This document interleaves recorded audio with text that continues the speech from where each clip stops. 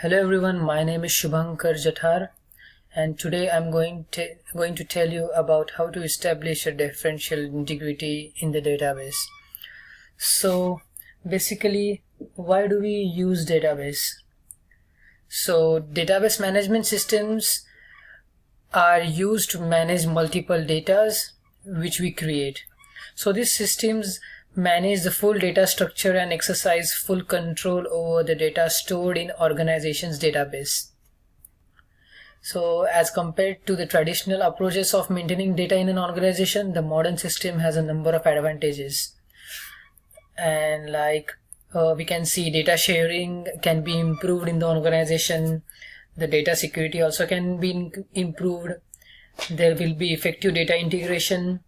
Database management system minimizes the data inconsistency which is needed for the database, and there is a better access to the database, as I'll show you further. So let's see. I have a database named Coyote Products, but to access this database you will need a software called Microsoft Access, which I have pre-installed in my computer. So after installing it, you just need to click on the database of Coyote Products, say open. So this file opens. So basically here, these are the tables which I have already created. So these are the customer table, which consists of customer name, their address, the credit limit, balance, etc., the order line, the orders, the parts, and the representatives. So what is referential integrity? So basically, referential integrity is a relational database concept which states that table relationship must always be consistent. So simply I can say that any foreign key in the database must agree with in any table must agree with the primary key that is referenced by the foreign key. Okay, so it sounds confusing, but it's really very simple. I'll just explain you. So these are the tables, and to create relationship, that is referential integrity, in short relationship, I'll just click on relationship, so it will appear blank. Don't worry, it's not blank. You need to click on show tables. You need to select all the tables. Just simply click on customer and drag it to the bottom and click on add. Okay, so you can see there are two customers. I'll just delete one. Yeah, so I'll increase the space to avoid confusion.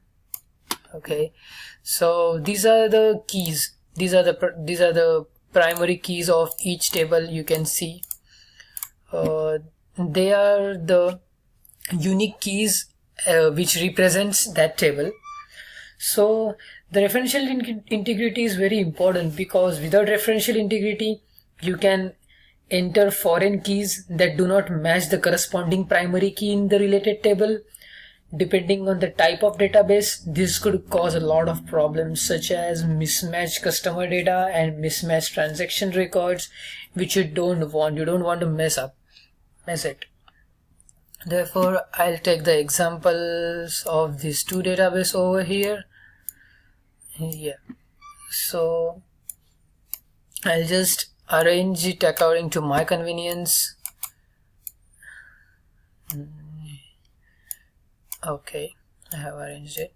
So in these two tables, which is customer and order, the customer table consists of data such as name, address, credit limit, and balance, and the order table consists of data such as order number, order date, and customer number. To uniquely identify each customer in the customer table, a primary key column named customer number is created right over here. And to identify the customer customer number, we have created a primary key in orders.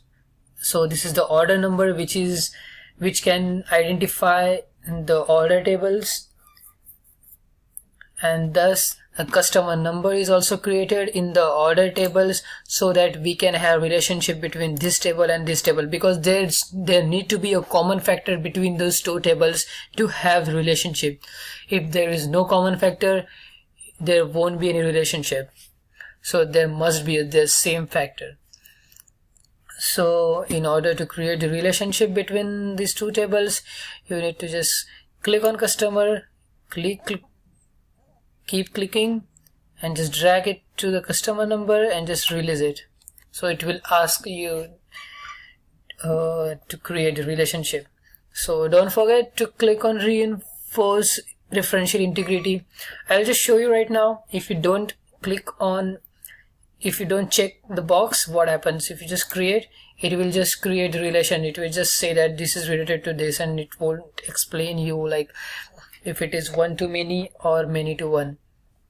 So to do that, you need to check that box. I'll just delete this relation. I'll do it again. Check the box, create. Yeah, so I got an error. So to avoid this error, you need to close everything, and you need to close all the tables which are open. Just close everything. Close. Okay, so we'll try one more time. Click, create. Yeah, there we go. So here this explains that one customer can place multiple orders, but one single order cannot be placed by multiple customers. So this is the thing.